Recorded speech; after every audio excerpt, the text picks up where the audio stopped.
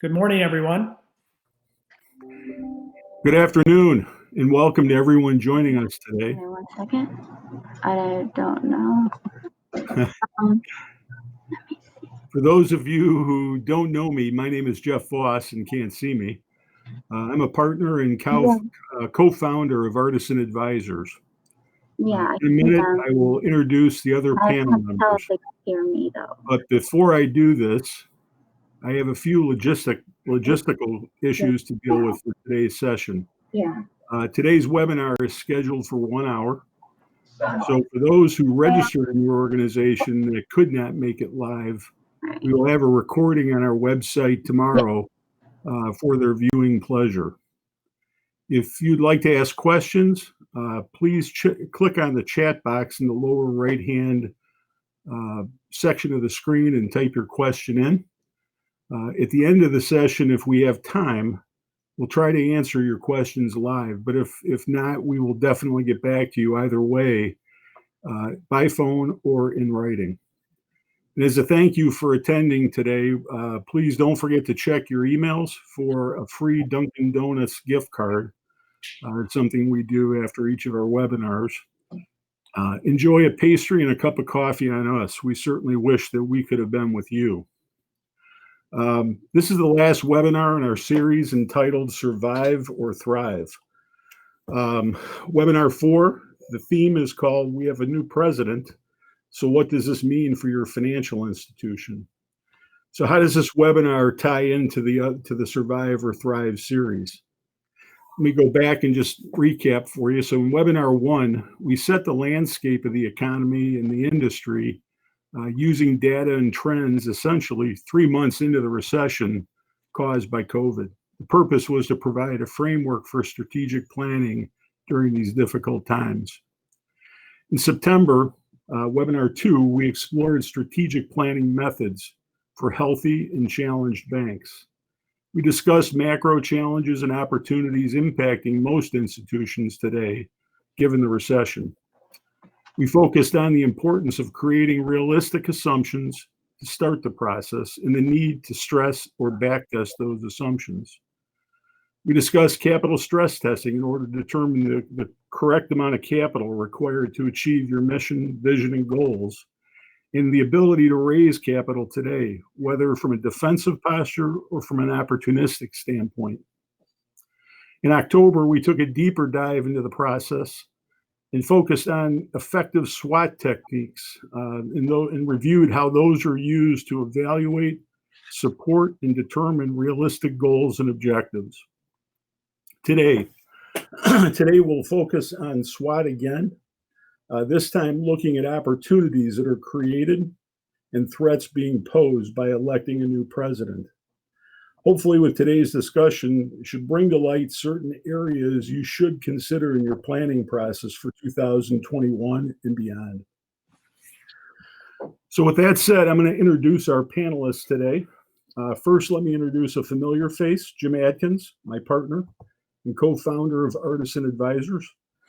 Jim has graciously allowed me to do the moderating today. Jim has been the moderator for the last 3 sessions. We are very pleased to be sharing the table today with our friends from Vedder Price. Vedder Price is a nationally recognized law firm based in Chicago. Jim Adkins and I have both worked with Vedder over the last 35 plus years as bank executives, board members, and now as consultants, where together Artisan and Vedder serve and have served many common clients. We'd like to welcome first Jim Kane, who is a shareholder of Vedder and a member of the firm's Financial Institutions Group, co-head of the Financial Institutions Group.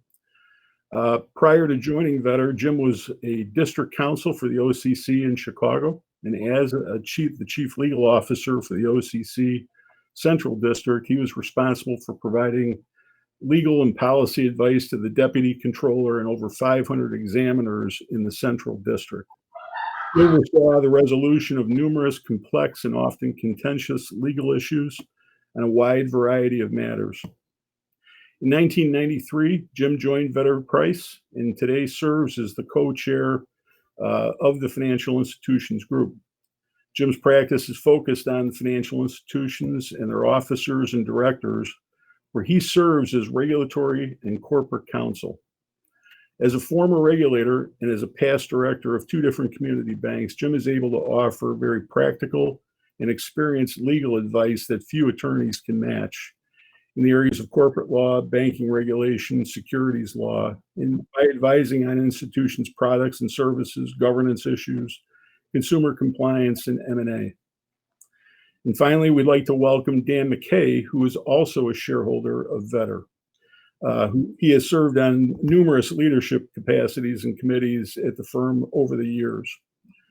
Prior to joining Vetter Price, Dan served as an attorney with a boutique banking law firm in Washington, D.C., and then as a bank regulatory attorney with the FHLB in Chicago, where he was assigned to the Securities and Corporate Division of the Office of Enforcement for the FHLB in Washington, D.C. Since joining Vetter, Dan has concentrated his practice in the representation of financial institutions, corporations, and their officers, directors, and shareholders in connection with mergers, acquisitions, securities offerings, corporate finance, governance, regulatory, and compliance matters. Very similar to what Jim has done too. Dan has been involved in over 180 financial institution mergers and acquisitions and securities offerings. He also assists with financial institutions in strategic growth initiatives involving new products, services, franchise expansion, including with the organization of de novo state and national bank charters. Jim and Dan are both recognized as leading bank attorneys by their peers, but more importantly, as a trusted advisor by their clients. Again, we welcome you both. Thanks, Jim. Thanks, Jeff. We appreciate it. One thought, although Jim and I are not socially distanced, Jim recently just got over COVID, so he is clean as a whistle. So I'm very happy to be sitting less than 6 feet from him for those who are concerned about social distancing during this COVID era. I got vaccinated the hard way. That's what I tell people. But thank you, Jim and Jeff. We're honored to be part today. Okay. You bet. You bet. So today's discussion is, as we kind of characterize it, it's 4 guys sitting around a table. But we want to talk about different topics, 4 primary topics. And we're gonna talk about the new administration and its impact on COVID, the economy, and more importantly, banking. We're going to look at the new administration in terms of people and direction of policy changes. We're going to dive into bank regulation and exam changes that can be expected from the new administration. And last, we're gonna kind of reflect back what we've seen through our clients as far as board and management's learning from the COVID situation in their organizations, and what challenges and opportunities are resulting as a result of the pandemic. So I'm going to start the discussion with a question, comment first, and then a question. So as of today, it appears that the White House will be occupied by a Biden-led administration. Congress will also remain democratically controlled, and yet we still await the outcome of 2 runoff Senate elections in Georgia, which could swing the balance of power to the Democratic side and then potentially alter the direction of the Biden administration. We have a struggling economy with high unemployment and negative GDP growth year to date. We have surging COVID cases around the country, which threaten people's lives and livelihoods. And we still have political and social divide in the U.S. So throw this question out to you guys. In broad terms, how does this new administration provide sufficient change in order to resolve or mitigate our ills? And are we at risk for the type of change that will further divide and deepen these same problems, as well as impact negatively or positively the banking industry? Well, I'll jump off first if you want. I think that the president-elect, and I think it seems pretty certain that Biden will be the next president. The president-elect has offered that he wants to be a leader of the whole country, and let's hope that that is true, that things will be a little less divisive than they have been in the past few years. Remains to be seen. I look at it more from the banking aspect rather than the country as a whole. But I think that we're likely to see some new initiatives that would be more in step with what we've seen in the past from Democratic administrations. Jim or Dan? Yeah, I think that's probably right, Jim. And obviously a lot depends on what happens in Georgia. And to the extent that, the Democrats can win those 2 Senate seats and take control of the Senate through Vice President-elect Kamala Harris's vote. And obviously that'll send a very strong direction about where we're going in terms of legislation. Obviously there'll be a change in the Senate Banking Committee head, probably by the senator from Ohio, who's very liberal. And, but without that, if we see the Republicans remain control of the Senate, you'll probably see, I think, a lot more regulatory action, enforcement action versus legislative action. I think we're going to see. So from a broad stroke, we'll talk more about that. I know Jim and Jeff, but broad stroke, I mean, a lot's going to really depend upon what happens in Georgia in terms of the extent of significant changes from a legislative perspective, going forward with the banking industry. Yeah, good point, Dan. Yeah, my view on it is, again, Georgia's the center of the universe right now, right? As far as what's going to happen. My feeling is the Biden administration would like to be a little more left center than some factions of the Democratic Party would like them to be. In that regard, it might be, in a way, good to have divided government, because I think if Georgia goes Democratic, I think the progressive agenda and a regulatory, and with that a heightened regulatory agenda, could be a big problem and a big issue, and could in fact heighten divisiveness in a way. So I don't know, maybe I'm wishful thinking, but a divided government, if Joe Biden can work what's supposed to be his magic in regard to negotiating with people and working with both sides, maybe a red Senate might not be a bad thing and might bring things together. But again, if the progressive side wins out and we have a blue Georgia for our industry, I think it's kind of buckle up, because I think there's going to be a lot of regulatory pressure and a lot of changes that might not be the best for our industry. Yeah, I think you're right, Jim. You can find political columnists to support just about anything you want to believe, but one pundit I read recently said that Biden is probably very comfortable with a Republican-controlled Senate, because that will put the brakes on the more radical wing inside the Democratic Party, and he'll not be forced into adopting some of these more left-leaning policies that some of the Democrats are trying to push. And that actually comes with a sense of relief, because he's more comfortable being a moderate than someone a little bit farther to the left. And I think at the end of the day, too, it's really going to come down to, regardless of whether Georgia is Republican or Democratic control from a Senate perspective, is these appointees, Jim, right? At the end of the day, the ones we focus on, from a bank regulatory perspective, at least from a direct perspective, is the OCC, the comptroller of the currency. That's one head that obviously can take significant changes. Who's going to take up the CFPB, which has a different agenda under the Trump administration than it had, later on the Obama administration. Obviously, any changes at the FDIC or the Fed, with terms coming up in 22 and 23. But that's what really we focus on in terms of whether there's going to be direct change in addition to legislative changes. Is that a fair point, Tim? Oh, I think it is. I think, one of the things about the OCC that makes it more unique among the banking regulators, it's a one-person head of that agency. So that agency can kind of turn on a dime. And all of a sudden, under the Trump administration, it might have had one set of policies, like a more bank-friendly CRA, right. And instantaneously it can do a 180, and it can be then more consumer-friendly. So we're likely to see changes like that over the next several months. Good point. So if the government were to go all blue, the progressive policy initiatives, what do you see the Democrats doing that's different than today? What would they be focusing on? From my perspective, obviously, what I look at is enforcement and compliance.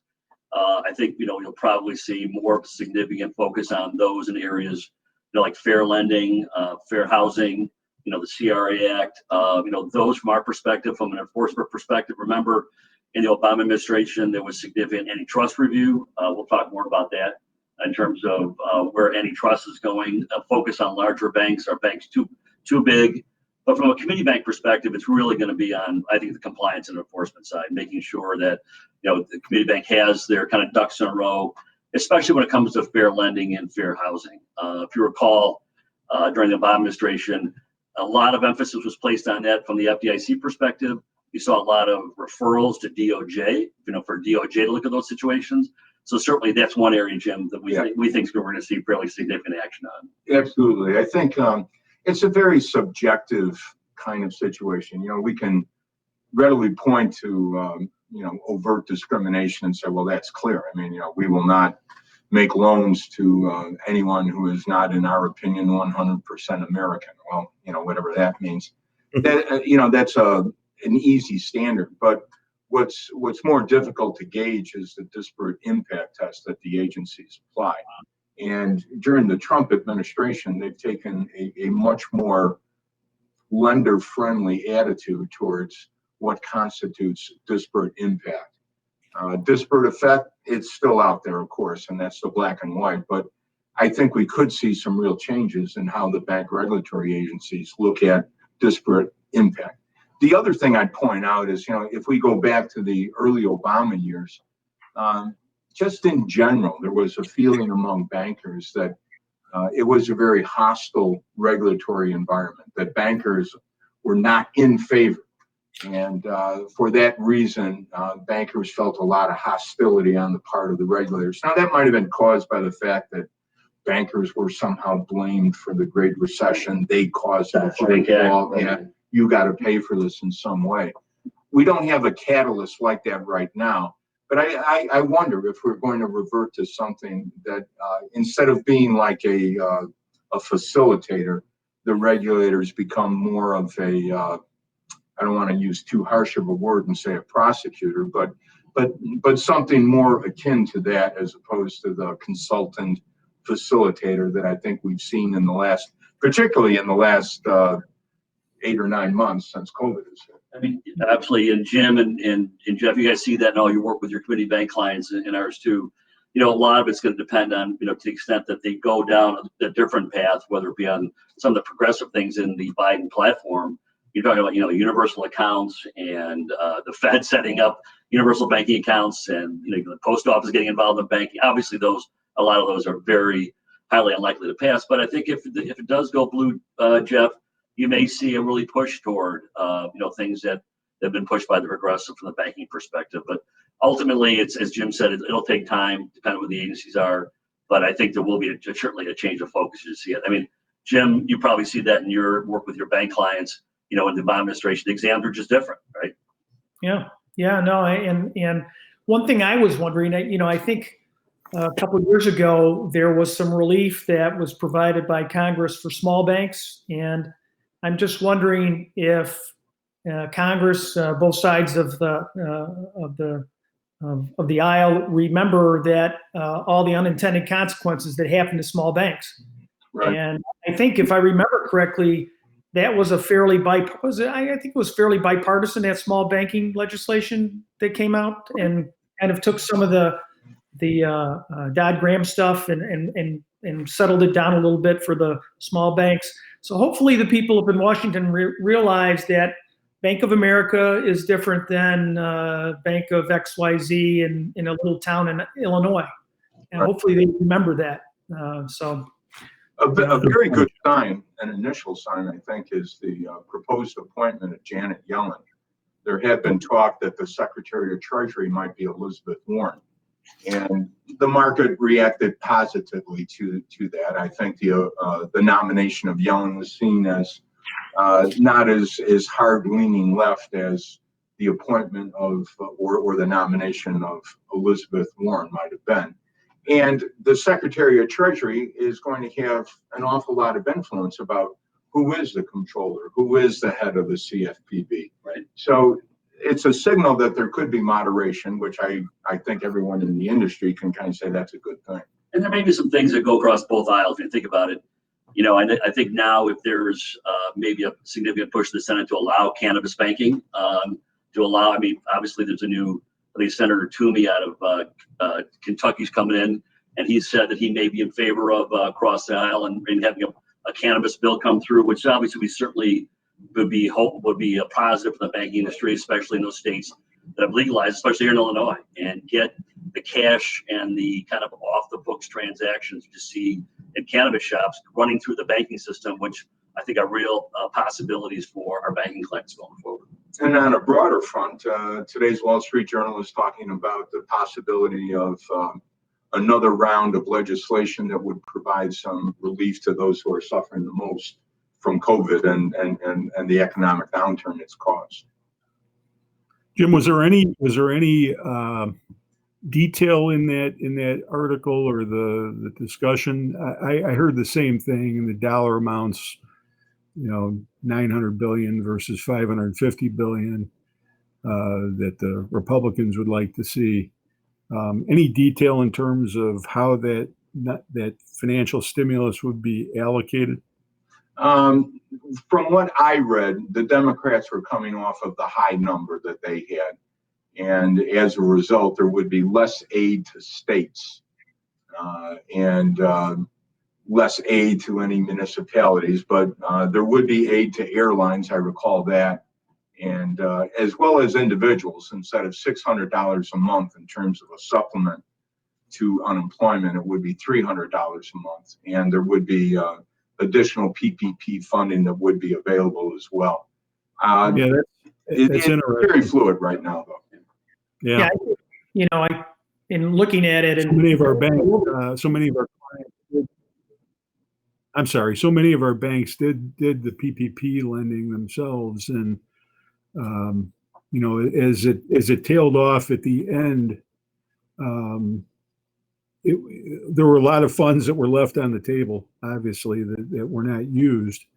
And you just wonder, with another round, is that going to try to go to people who haven't received it already, or will it be another round of PPP for the same people again?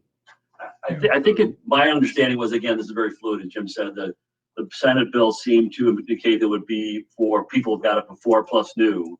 And as you said, so the question is going to be, is 300 billion going to be enough? There's still on the table, right? A lot of it was going to hospitality and restaurant. I think the thinking that I've seen coming out of Washington, D.C. office from a legislative perspective is, you know, obviously coming out of the winter, some of these restaurants may be able to open up in the spring. Hospitality may open up in the spring with the vaccine. So maybe that's the time for this PPP money to be used for a lot of these companies to open up again, bring the people back in, employees back in, and have some feeling that they'll be protected for at least 3 months until the country is fully vaccinated. Yeah. I mean, I looked at it too. I like you. It's all over the, you know, sometimes it's a bad thing to Google something on the internet because you get 52 different, views of points of view. But to me, it looks like, you know, they're probably going to look at some kind of skinny stimulus package. And you know, whether it's 500 billion or 900 billion or something like that. And to me, it sounds like they're going to extend some of the programs to the end of the year and probably let the Biden administration, you know, talk about, you know, the issues of direct payments and how much and all of that. So I think it sounds like extension of current programs and projects and timelines right now to the end of the year. And then, you know, maybe a bigger, another package once Biden gets into it. Looking at that $900 billion package, I think there was something like $160 million of funds there for the states. But then there were all sorts of ways, like how are you going to give it out and who gets what and how much does California get and how much does New York get? And so there's probably a lot of heavy lifting if they in fact do that and try to figure out how much of that $160 million gets sent out. But certainly, you know, with the coronavirus situation, you know, I see it lingering more. You know, we're going to have a vaccine, but it's going to take a while to get that out and get people to take it. And I think we're going to need some kind of direct stimulus payments. It's just not going to happen this year, I don't think. I think it's going to happen next year. Well, it can only be a positive. You think about it. I think that most bankers looked at PPP as almost a credit enhancement, right? Credits Yeah. that had difficulty. The second round, if you look at some of the publicly traded banks that are, issued their securities, their 34 Act reports, most, if not all of them, saw a significant decrease number of bank loans that had extensions, but there still is a number in the hospitality and travel and everything loans that are out there. So to the extent that this allows money to go to existing borrowers, I think that would help them out, in the first quarter, first half of 2000 next year, in terms of getting their feedback on and hopefully getting it back onto, on a performing basis. Yep. Does anybody have any comments on the Main Street program that the Fed had gotten involved in? My experience so far with our clients is confusion. Should we do it? Should we not do it? We have borrowers that have a need for it. Anybody run into that product so far with their clients? We've had a couple of clients of banks who are doing it. I'd say predominantly very few, though. I mean, I don't think might have gone. I think the view is the private sector is kind of taking care of a lot of that financing right now. You certainly look at, the subordinated debt, obviously issued by banks, but other companies. There's been a decent amount of access to capital in the funding market. So up until now, and I think it's probably why you're seeing, the Secretary, the Treasury kind of putting a block on that, saying, no, I don't think. I mean, the Fed takes a different view. The Fed takes a longer view, which is, hey, let's keep it going so that if we do need it, it's out there. But you certainly aren't seeing an acute need for it. Do you see it, Jim? No, it's been very few institutions that are requesting that kind of funding. And as Dan said, the Fed wants to keep it going for different reasons, I suppose, just to keep the firepower. But Treasury is saying it's not necessary. I think on the whole, Jim, the banks have done a pretty good job and a great job of lending, putting loans out there, and it's kind of taken up the need for, Main Street lending facilities at this point. Yep. Yeah, I think the banks had all they could Let's handle. talk for a minute. Right. Right.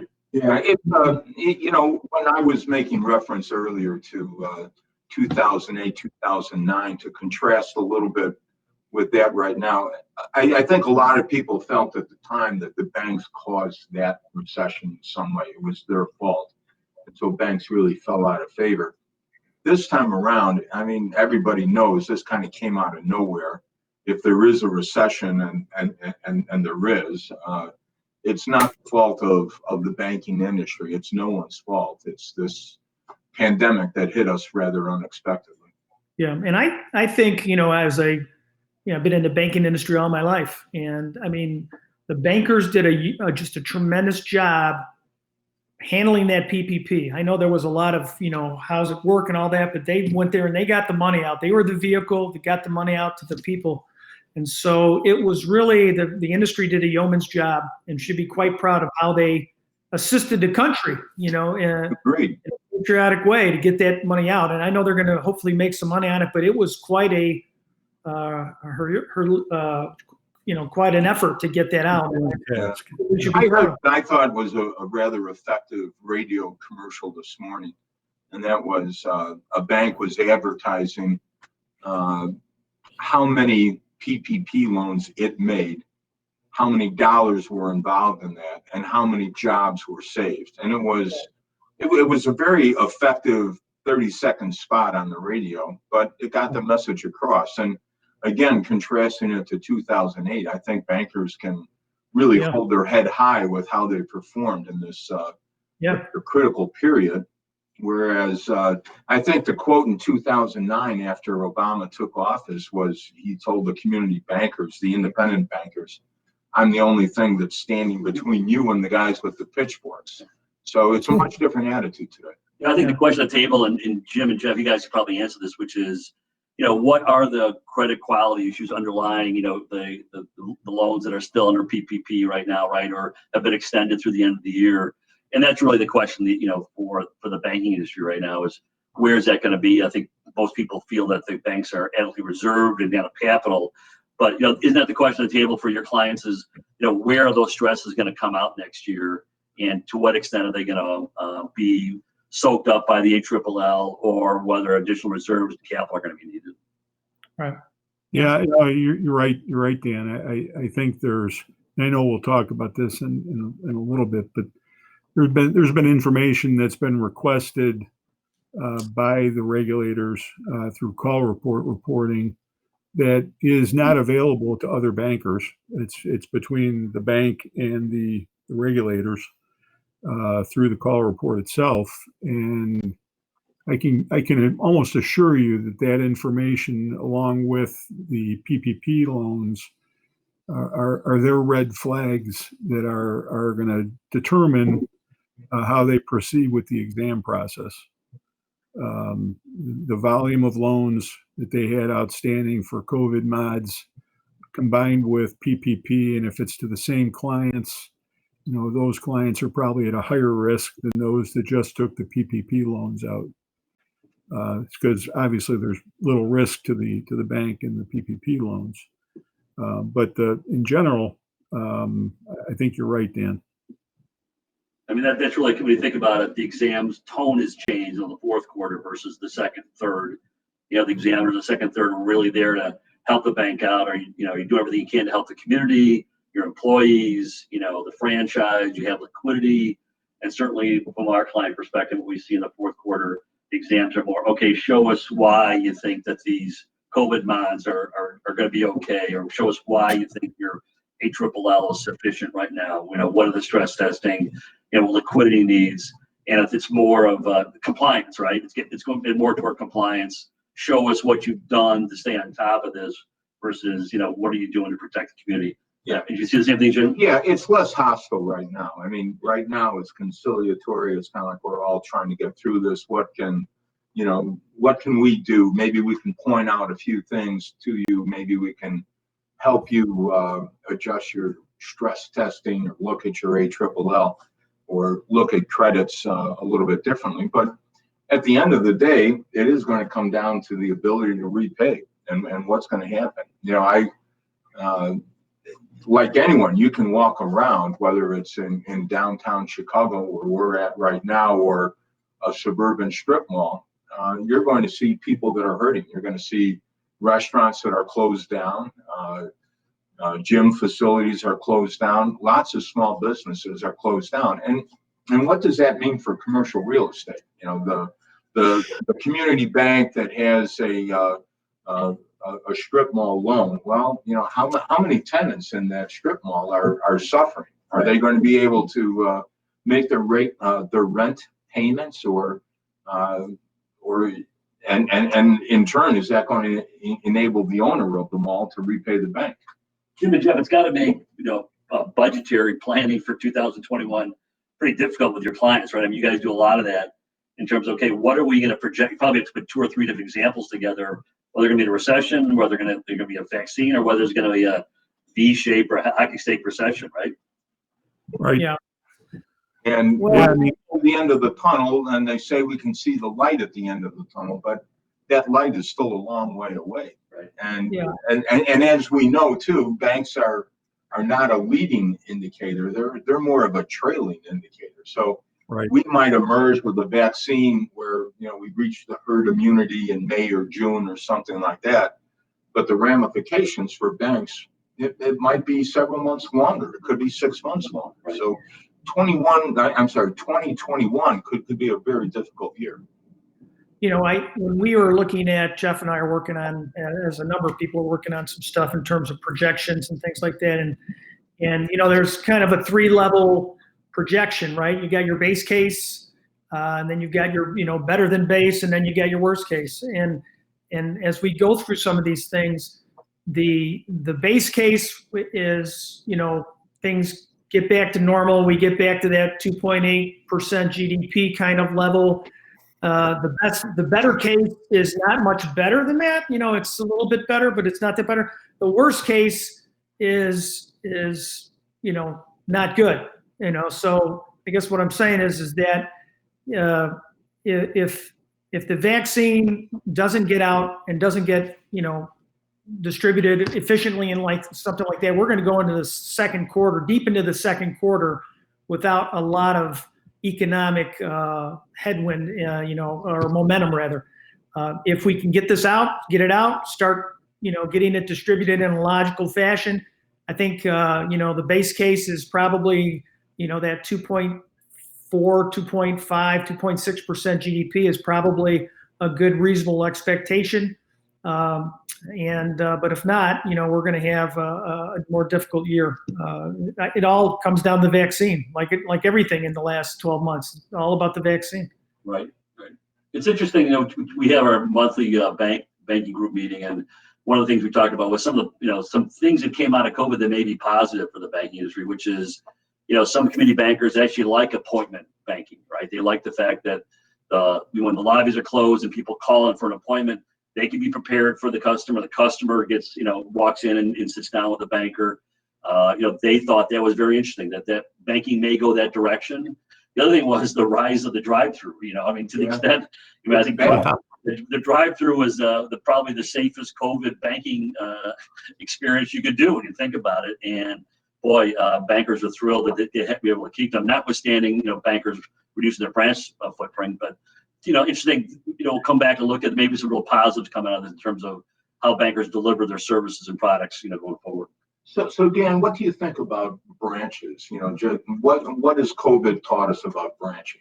And I'll raise this to Jim and Jeff, they see it too. And, I think the view is certainly today, less is more, but less is better than none.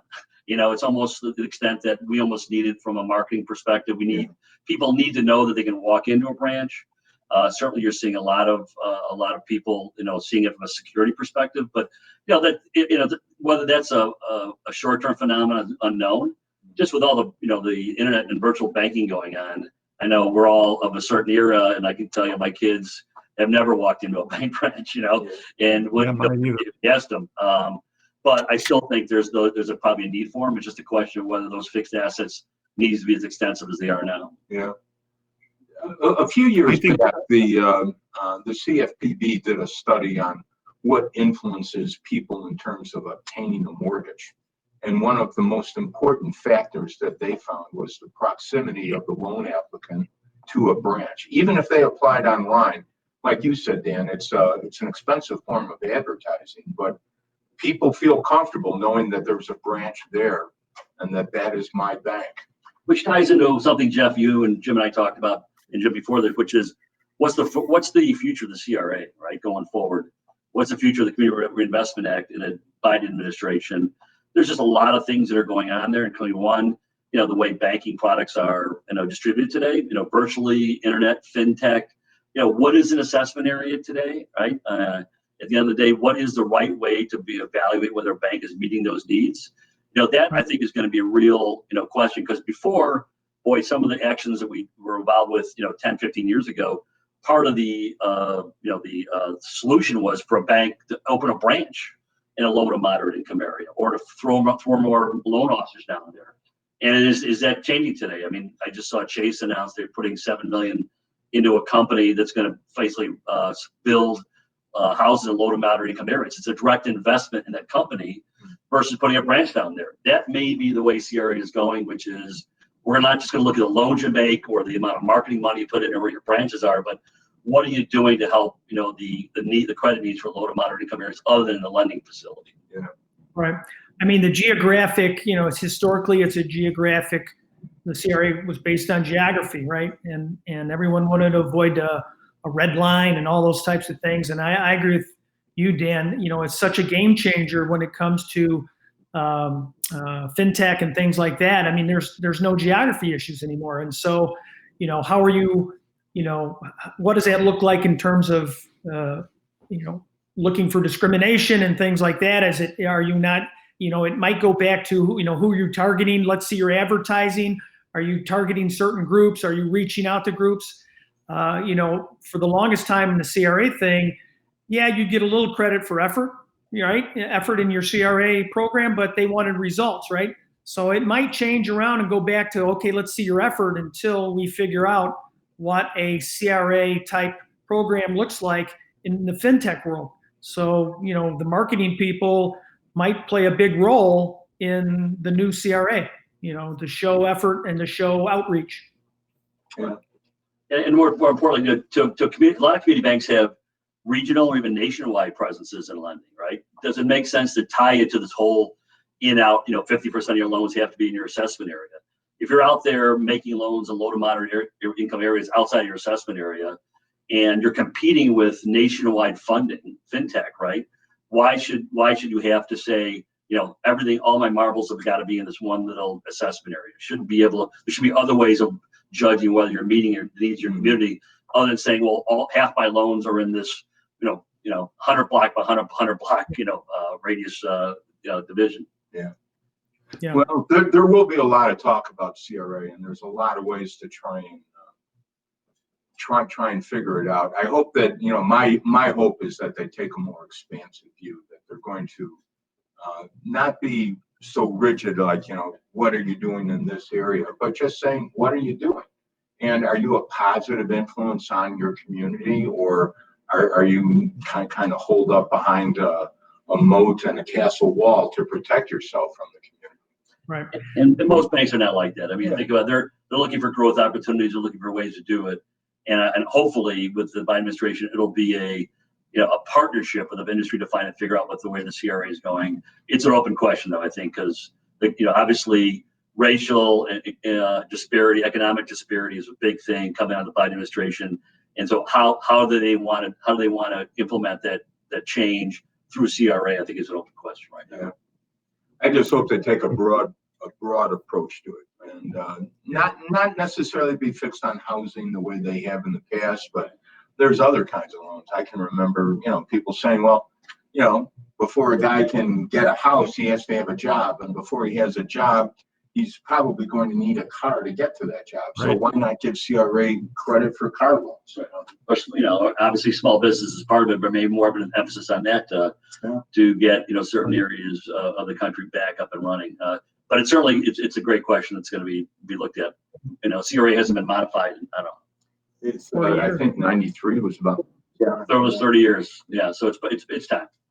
Yeah, and I think Let's as with any talk- government, real quick, last comment on it. With any government program or issue, it's always the unintended consequences that really hammer everyone. The things that are well intentioned, but I think in terms of CRA, I would promote or try to say, hey, let's take a slow as you go approach instead of a wide sweeping approach, because the unintended consequences are pretty massive if they get too crazy with CRA.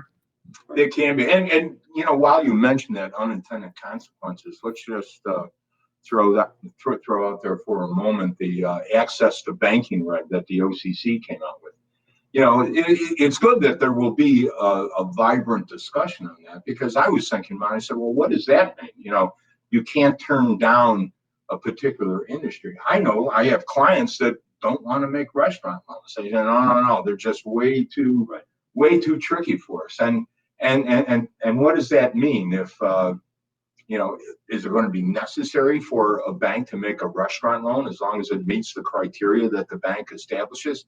You talk about unintended consequences. I think that proposed rule could have some that they need to be carefully considered. I kind of think, well, what is it? Is it one more step towards saying that banks are nothing more than a utility company? Right. They have to give service to everybody, whether they want to or not. And some banks don't want to make restaurant loans. I had a client wouldn't make a loan to a liquor store, just on moral grounds. I didn't think it was the right thing to do. So unintended consequences, we need to keep that in mind as we proceed. Good point. I'm going to shift gears on you here a little bit, but still in the same light with compliance, if you will. Social diversity. How are the regulators going to, how will their position change under Biden in terms of pushing that card forward? Yeah, I think, Jim and I have been talking about this for a while. I mean, we think there's going to be an impetus, whether it be in a mandate or advisory to have banks boards reflect the diversity of the community in which they're in. We don't see any. I think that's certainly been something you see at the publicly traded. I'm sure you saw NASDAQ come down with a proposal that public traded companies have to have a certain number of women and minorities it's got to probably at some point come down to the banking industry, whether it be a mandate, I'm not sure, but certainly, we're all been in this industry a long time, and there's ways for the FDIC and the OCC to get that point across. I remember, forming de novos, and they said, well, you got to have somebody with a prior banking experience on there. You never saw that in the reg, right? But that's just the way to go. So in terms of exams, or you want to expand, I certainly think that's the way the bank boards are going.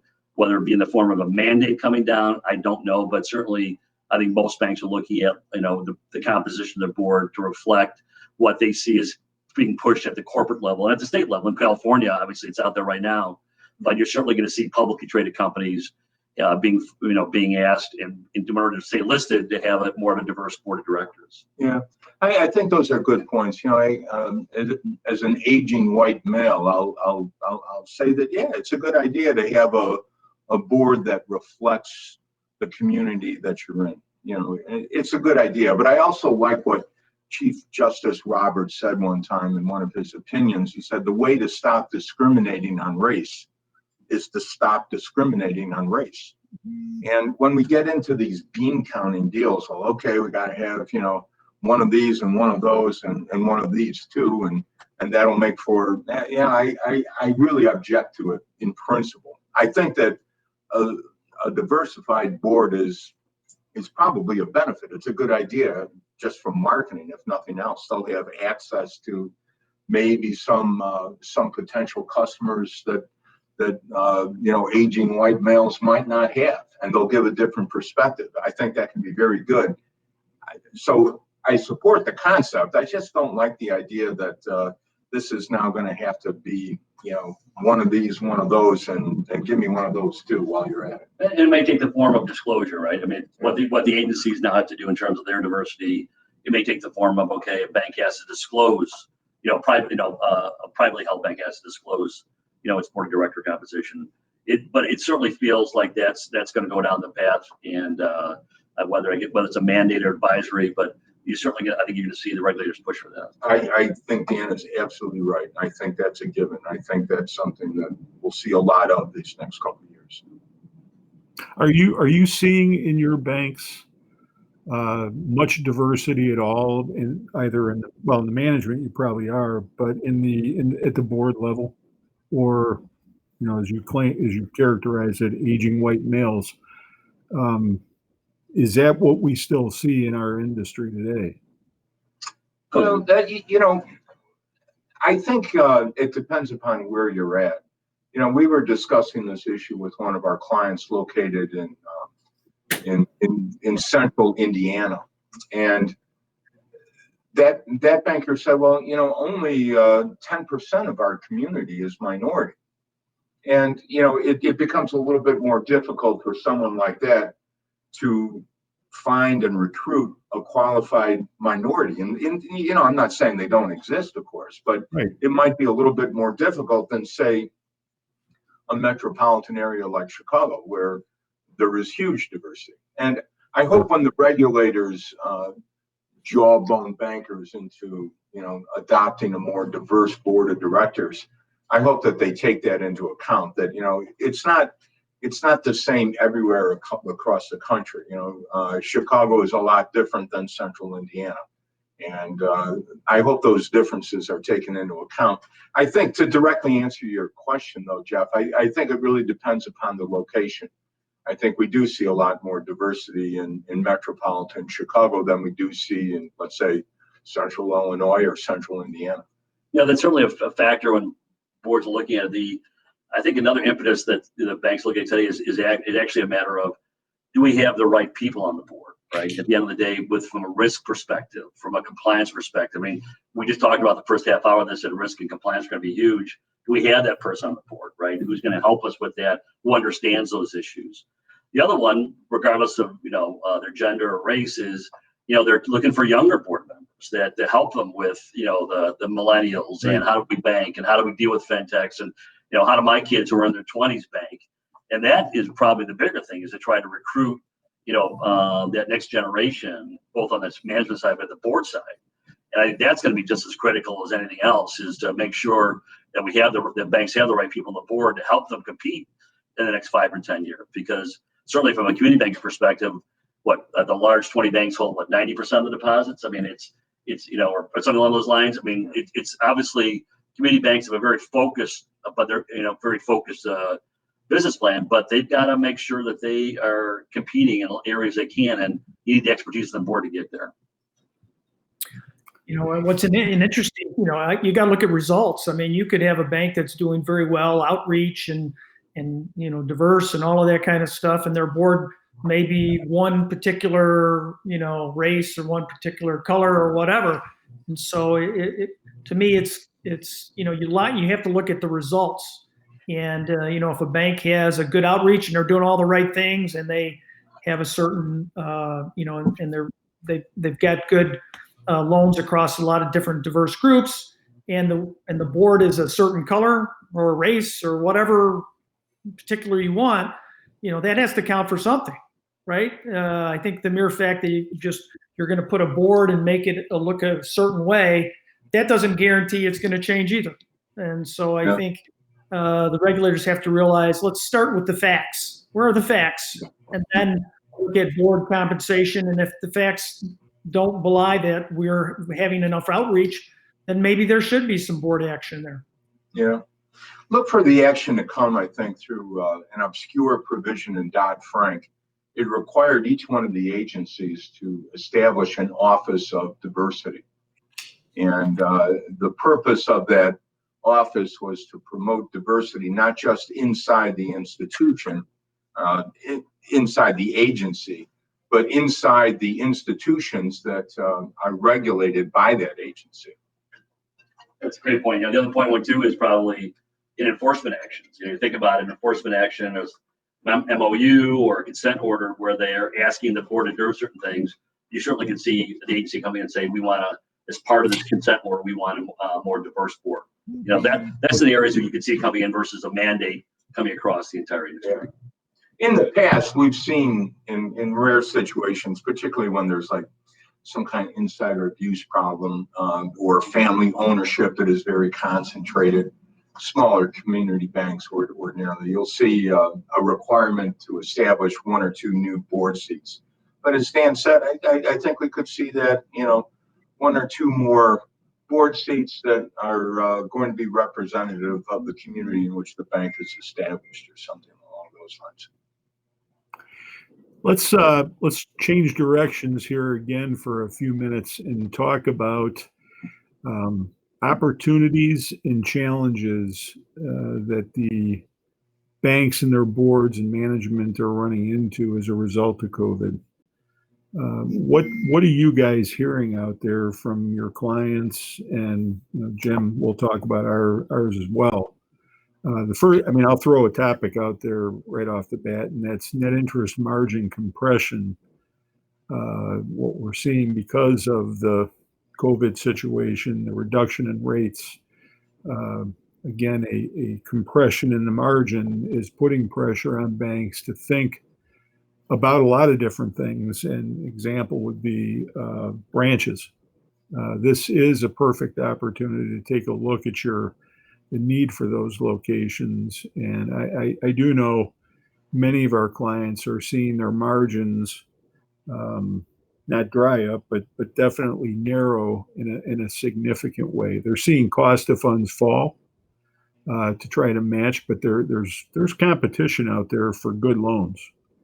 And you can be sure that if they haven't done a good job of protecting their good clients on the lending side, that they're going to go away. They're going to find a better home at a lower rate. So throw that out there as a starting point for this section. Well, the first thing I'd say is PPP was a fantastic thing for community banks. I don't have statistics to back it up, but I heard from a number of our clients that the larger banks, they were like battleships. They couldn't turn that easily, and they couldn't change direction that easily. So a lot of our clients say they picked up a lot of business from the customers of the largest banks in the country who said that, they just can't get through. They don't know what they're going to do. They don't know how they're going to do it. And so great opportunities there for community banks, and I think they've taken advantage of that. The standard response I heard from the community banker was, "We're happy to help you, and by the way, we want you to bring over all of your business to us as well." So I think PPP has caused an expansion of the balance sheet of a lot of community banks. They've shown a growth in assets, and I'm not really anticipating that is going to go away with the repayment of the PPP loans. In some situations it might a little bit, but I think it also was accompanied by a lot of new customers for community banks. So that's a great opportunity that community banks have to expand their business with PPP lending. Yeah, I agree. I mean, you certainly see that with a lot of our community banks. It's still very challenging, as Jeff, as you said, the liquidity on everyone's balance sheet today, and there's really no way to put in the securities that are going to pay a decent amount, right? Right. Everyone's got a very high ALLL to ensure that they can soak up any problem assets that are going to come up in the next 6 to 12 months. And at least in metropolitan Chicago, an incredibly competitive environment for loans, C&I, CRE, and everything else. So I think everyone is putting their heads down. Probably if there's one thing people are looking at is cost control and expense control is the way to kind of offset the challenges of the lower NIM. And but as you know, at some point you can't cut your way to profitability. And I think certain people are looking at, is there a niche out there for me? Is there something that I can do that maybe is under the radar of the larger banks for me to take a look at? And it could be anything, SBA, manufactured housing, income mortgage lending. I mean, who would have guessed if you were a mortgage lender 3 or 4 years ago that would have basically kept you going the last 3 or 4 years? It's not something the market gives a lot of credit to, but from an income perspective, it's certainly probably the profits from banks who are doing it will offset any losses going forward. And who would have guessed it 3 or 4 years ago that banks would be able to have that kind of emphasis on the one-for family mortgage lending process. Yeah. Well, and one other thing I would add is capital planning is critical. We've seen a lot of banks issue subordinated debt these last 6 or 8 months. It's not too late, but with recessions, assuming we hit a recession, assuming this is going to be a really tough year that's coming up, opportunity comes as well. Opportunity not just to acquire other banks, perhaps, but opportunities to acquire people. A mortgage division might slow down to the extent that you could pick up some people, or you could start planning for that. But being prepared on the capital basis, not only is it great because it helps you absorb losses, but it also enables you to take advantage of opportunities. We agree. I think, in my view, as far as the pandemic, banks got a schooling on 3 major areas. Where their costs come from, how their employee costs and how much it takes to run the business. They got a real good idea of that going through what they went through. Their technology capabilities, I think that really helped the banks. The pandemic showed the banks what their true technology capabilities really are. And then I think the third thing that banks learn from it are the concentrations on their loan portfolio and how those concentrations reacted to an exogenous variable in real time, right? What all the banks went through this spring, summer, and fall is a real-time stress test. The regulators don't need a stress test. The banks just went through the stress test. And so I think bank management teams and boards saw where their concentration weaknesses are and have an opportunity to adjust on a real-time basis or a very quickly basis. And I think that's very important. As far as opportunities, all the banks are always looking for a magic product, right? This product's going to take us over the top. And I don't know if there is any magic products right now, unless you're in Silicon Valley or something like that. But I'll tell you what community banks really do well, and that is they deal with the soft data better.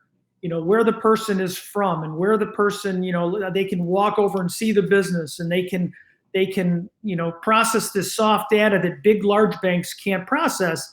And I think the regulators, if they want to help community banks, they need to let the community banks, from a credit perspective, factor in some of that soft data, person's life experience, how responsible they've been. it's more than just debt coverage ratios and collateral values.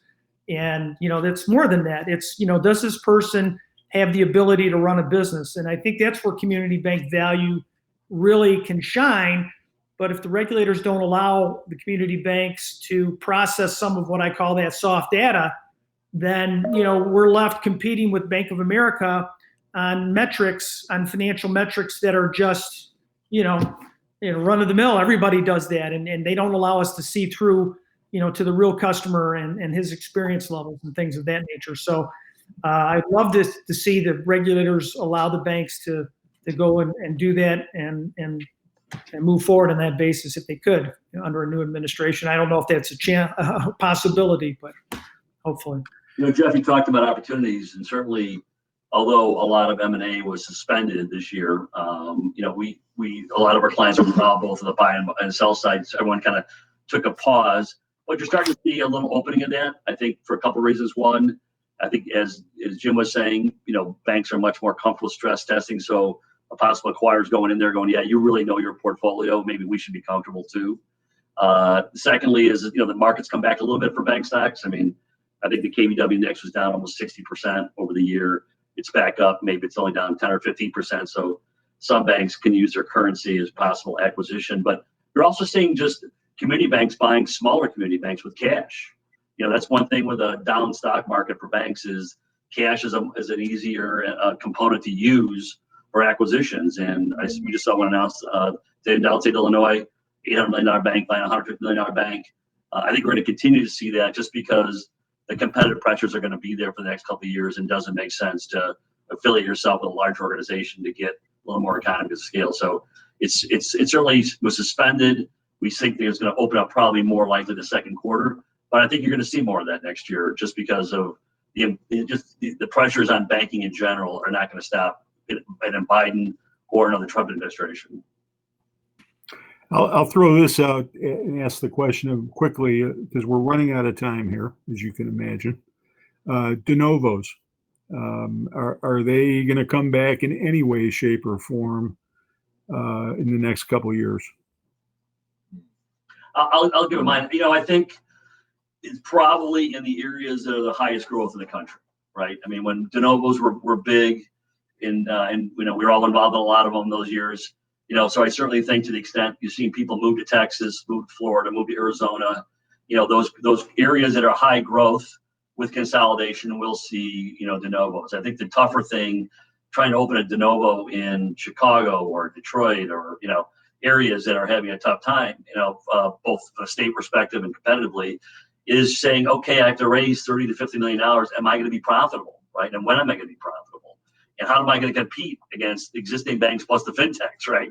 And you really have to have a very unique business plan, I think, to go open up in an area that maybe doesn't have the kind of growth other than the southeast, and the southwest.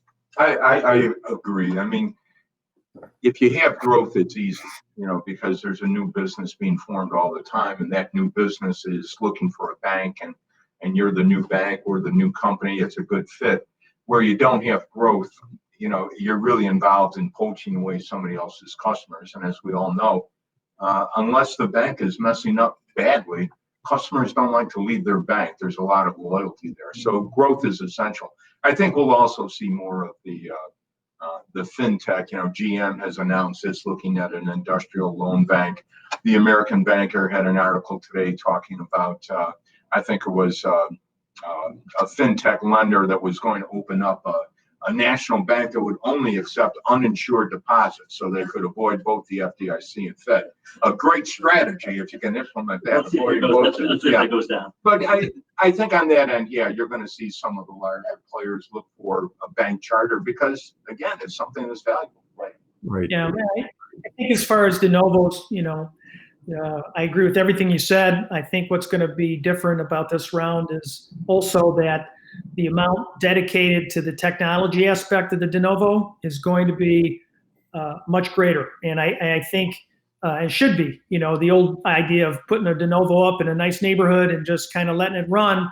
I don't know if that's exactly where you want to be. I think you want to spend a significant amount looking forward in terms of technology because I don't think you want, when you want to expand your business, I don't know if it's the smartest thing to now put another branch somewhere. I think you want to be very judicious with your branches. So build the technology layer first, and then maybe look at your geographic areas so that you have that flexibility to, stay with the times. So that's my comment on de novos for the future. Great. Well, I'm gonna let Dan and Jim from Vetter, if they have any closing comments they'd like to make. Otherwise, Jim, I'm gonna let you wrap this up. I have one closing comment, which was at a board meeting, and someone raised the question. Boy, I think he thinks that the board thought incredible demand, because they went around the table and said, "What are you going to do when COVID opens up? When there's a vaccine?" And everyone said something that involves spending a lot of money. I'm going on vacation. I'm going to do whatever. Right? I mean, they're going to get out there. So if anything, you got to think maybe there's enough pent up demand in the second and third quarter of just goods and services that it won't be a recession next year, and it'll be a good news for the whole industry. Yeah. Sure.